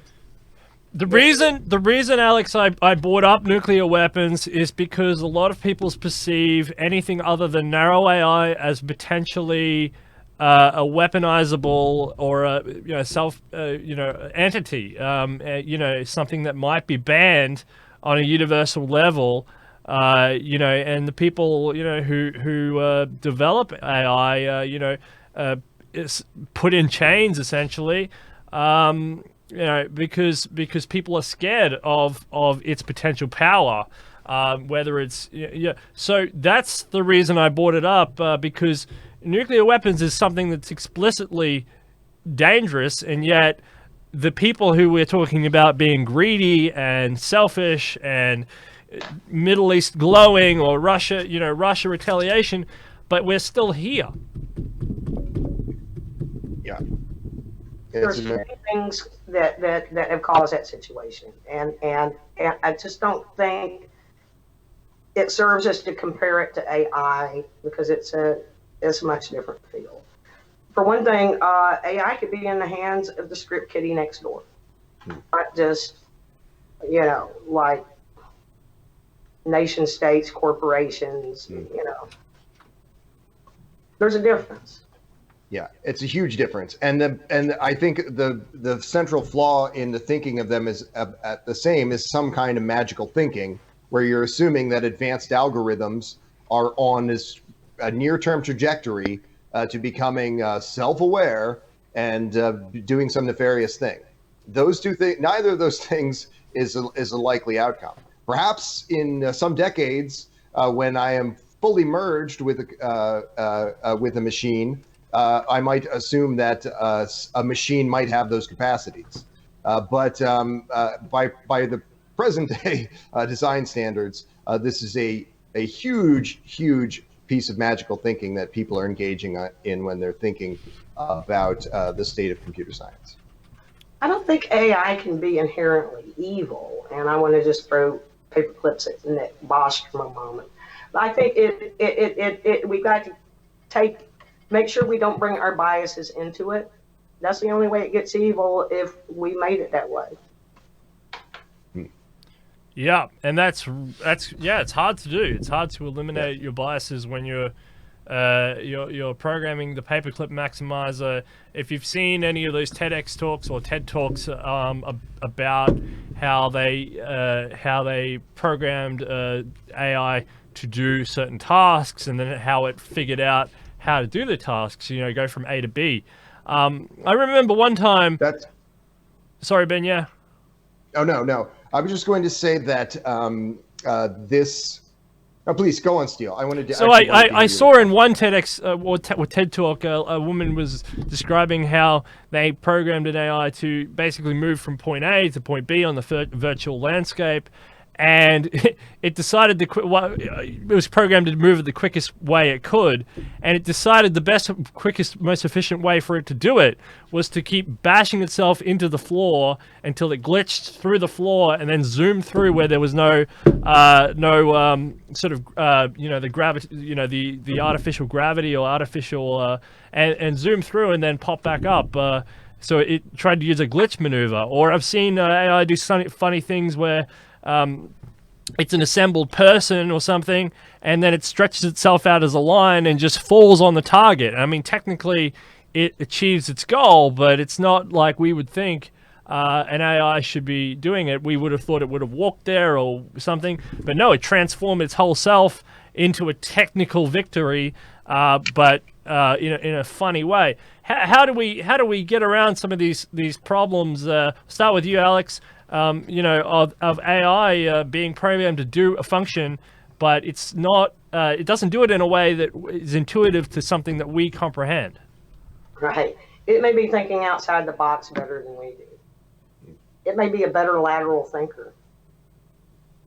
Now, I want to go back. There's great work still being done on the Codex of Cognitive Biases, and everyone should help that project move along because we need it. Oh, yeah. The example of DeepMind being able to find new solutions to a set of problems that humans hadn't contemplated. That's not a feature of some kind of mens rea. It's not a feature of some kind of a consciousness. It's a feature of the sheer volume of computing power that's being thrown at that set of problems by this advanced algorithm. And it's going to be very hard for us to maybe always be drawing that distinction, but we should always be just thinking in those terms. This is not a creature. This is not a person. This is not an entity. And so the fear of a singleton should not be the fear of a super intelligent entity that has autonomy. It should be the fear of a cyborg singleton, effectively. A human being who is not in touch with human development values and human goals, who is and what is the best real world example of such an entity that we have today? It is these corporatists, these people that Newt Gingrich has allowed to come to power.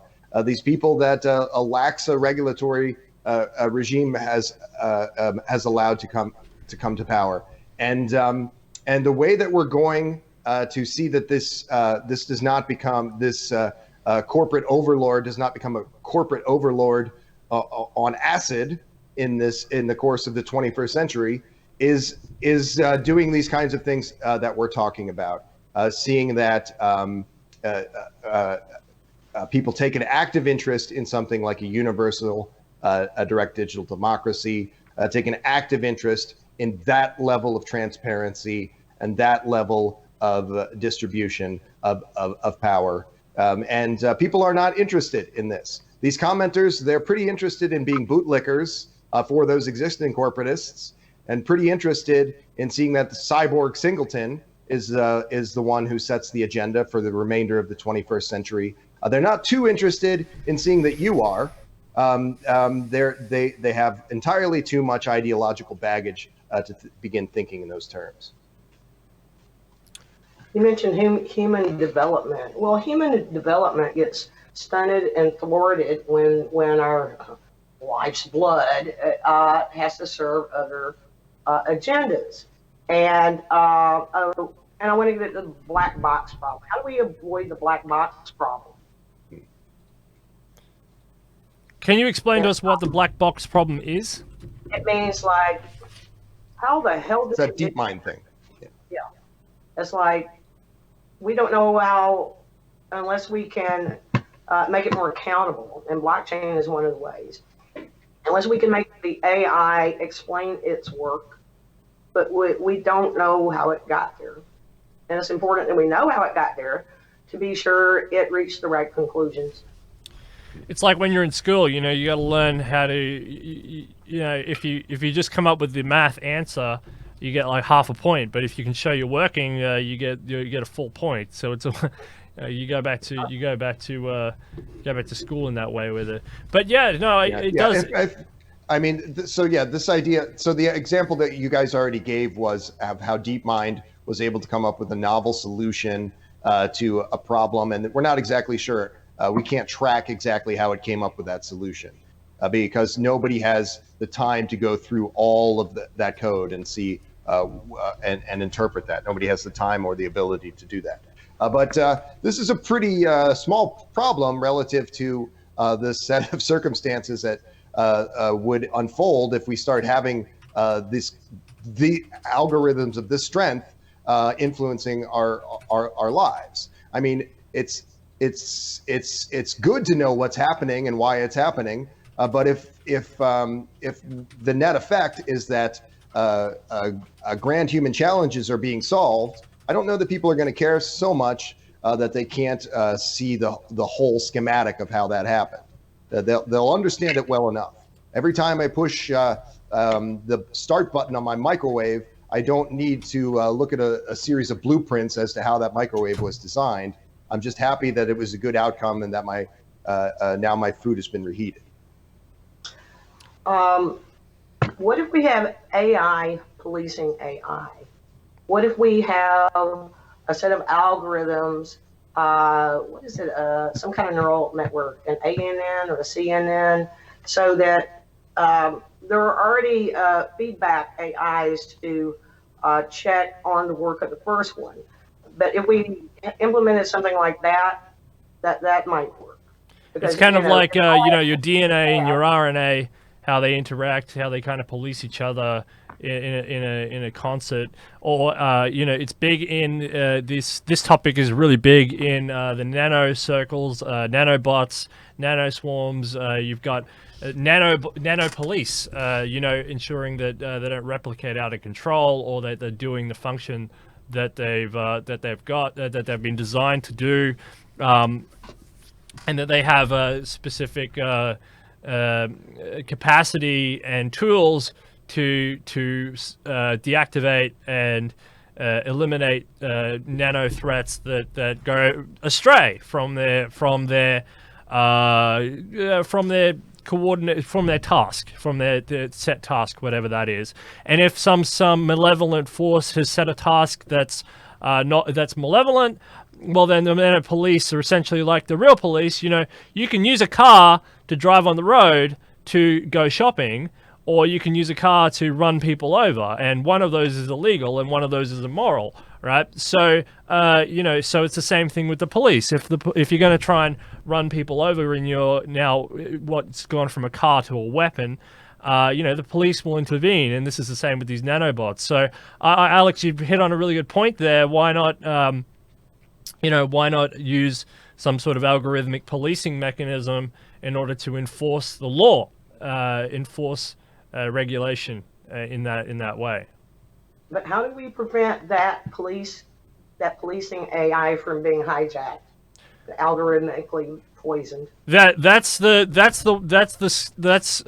of interesting point, and it's kind of what we're trying to do right now on a human scale with the United Nations and these decentralized government systems. How do you use how do you get the balance of policies right in order to enforce the law, international law, over a global system of humans? That's really complicated as well.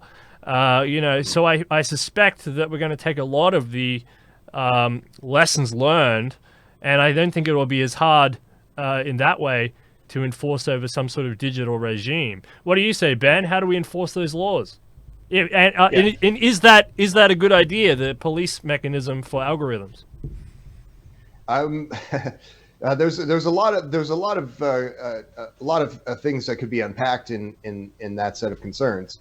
I would say, by and large, we do need to think very carefully about how we start to use these more elegant systems, because there is a great potential for chaos. And some of these people, the Newt Gingrichs of the world, for going back many, many decades, before AI was a serious consideration, these people were talking about the end of civilization, and they were talking in these fear-based or apocalyptic terms about some similar sets of subjects.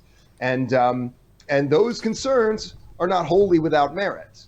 The tendency to stymie certain parts of the marketplace, or to give control to these hyper-capitalist entities in service of those fears is not a healthy impulse. But the fears themselves, to some degree, should be acknowledged.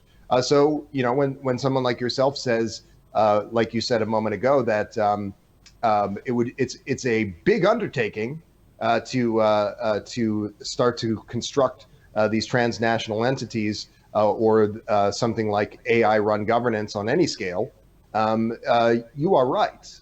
And but right now we have such a level of cultural and science illiteracy in this country, and such a level of magical thinking. People cannot even have a conversation. You go to a bar and have a conversation with people. 5 out of 6 of them will be talking about some kind of metaphysical notion. There's nothing to do with the problem that's being discussed. They will flip the script to some nonsense about their religious beliefs or about some other foolish ideas, and that's a serious problem, and that's more or less something that would allow someone like Newt Gingrich and his pals to orchestrate this sort of hyper-capitalist coup in the form of what we've seen over these decades. We have to always be concerning ourselves with this kind of abuse. But there is no sense in which this paradigm of great transparency, this open society paradigm, and this use of technology in this way, with this left libertarian model, is not in service to that. It is precisely the opposite. All right, well, Alex, thank you so much for coming on the show. I'm going to leave it with you. Just say whatever you want for as long as you want. Thank you so much for coming on. It's been a really, really great discussion. I've had a lot of fun. I could probably go on and on about this. But no, let's just take the floor. Tell us what you want to tell us. Highlight anything you want to highlight. And thank you so much for coming on the show. I just wanted to talk about carrots and sticks. And so much of what is wrong with our system is sticks. And I think that's created a lot of the mental health problems. I think mental health is probably our biggest problem, that it prevents us from solving things that should just be ubiquitous services because of all the sociopaths in the system that benefit from it being exactly like it is. So we just got to put more carrots in there, and maybe the carrots will get them to give up the stick game. Am I being naive? How do you change people that quick when they've been apex thugs all their lives? How do you get them to stop playing that game? Thank you very much for coming on the show, Alex Black. You've been fantastic. Benzine, conclude, and we've got a show coming up soon. People can tune in for that. Anything you wanted to say? Well, I wanted to mention what you just alluded to, and what call back what Alex said a few moments ago, that we have an upcoming program on Ninja Theories, a new set of games, but not just games, mental health interfaces and advanced programs, advanced computer programs that would tend to serve that gaping chasm that in our society that Alex alluded to, in the form of not concerning ourselves enough with our own mental well-being, and a lot of the instruments that we have today are to this end are imperfect instruments. I do believe that in some decades we'll look back at the present state of psychiatric medicine, at the overprescription of these medications and the use of these medications, the way that we look back on the use of psychosurgery and lobotomy in the 1920s, 30s, 40s. We are at a time when we can be using a better set of tools, and that is going to be that discussion for Sunday evening as well. There's 2 shows that are slated for Sunday evening. I already mentioned both of those, and I think that I hope that everyone will tune in for that. In conclusion, I would also just like to say that something that I've said before in keeping with this quantum title, and that is that we should have a quantum state ideology at every step of the way. It is true that I believe that capitalism of some regulated kind is the best model for this present decade and probably for at least a few decades. But if we are having these takeoff effects, we need to remain open to all models. The model that best serves humanity and best serves techno progress is the model that we should ultimately adopt.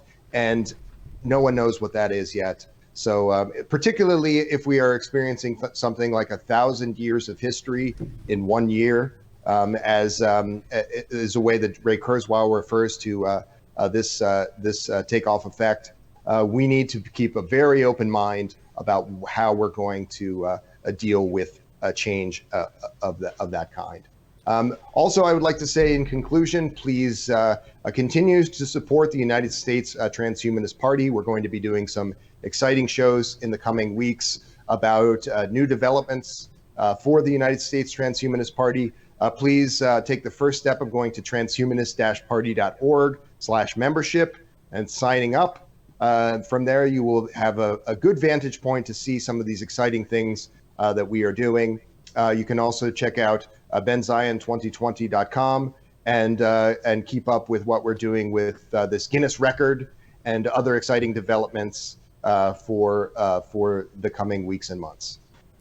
Wow, thank you so much, Ben. It's been an absolute pleasure and honor to have you on. Yes, mental health is a really big thing. It's rising in global investments by governments all around the world, and I really, social media, I'm a fan. I'm also really not a fan. I think it's done a lot of damage to some people's mental health, and I just think it's the abuse, overuse. Not that it's a tool; it's a neutral technology. But I think that, some people are way too addicted to that stuff, and that's one aspect of mental health. It's a neutral technology. It's also a present-day interface failing, right? There's a reason that I wouldn't give a 3-year-old a tablet and have them become addicted to using the tablet all the time. Yeah. But a similar set of a more advanced set of interfaces, like an augmented reality device and natural language processing, that is very, very close to the kind of experiences that are very adaptive in human behavior. The kind of thing that we're doing here right now and talking. It's a lot better for you to be sitting around talking with your friends and enjoying the out of doors than it is to be sitting in front of a screen. And this is a short-term problem, this interface problem, I think, that you've described. I think we want to talk to Julie Albright. She wrote Left to Their Own Devices, which is on the bestseller list.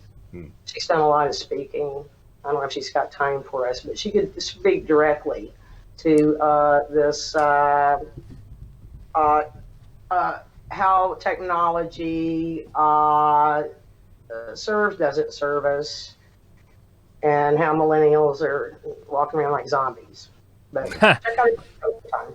Yeah, it's very true, and there's different ways of looking at it, and we always keep our mind open to the different ways of perceiving that challenge. But Alex, I was going to ask you as well, that Cognitive Foundation, that's David Kelly, yeah? I think so. Yeah, I love David Kelly. He's an interesting guy. He knows a lot about AI, and I would love to have him on a panel with either you or Ben Zion again to talk about these specific concerns related to e-governance, blockchain, and technology in politics to leveling the playing field a little bit. What do you say? I'd love to talk to David again. I haven't spoken to him in a few weeks, but we've always had some incredible conversations. He's doing a good job over there with the I Am Transhuman campaign. He's been doing a great job. Again, I've been kicked off, so I don't really know, but I've seen the website. It looks fantastic. Well done, David Kelly. All right, thanks, everybody, and thanks for tuning into Detonation. Make sure you hit subscribe or like button or whatever you want to do. Thank you, everybody, and we'll be back ASAP to more Detonation all your way or coming this week. It's all happening here at Detonation. Thank you very much, everybody. Thanks, Alex. Thanks, Steele. This was fun.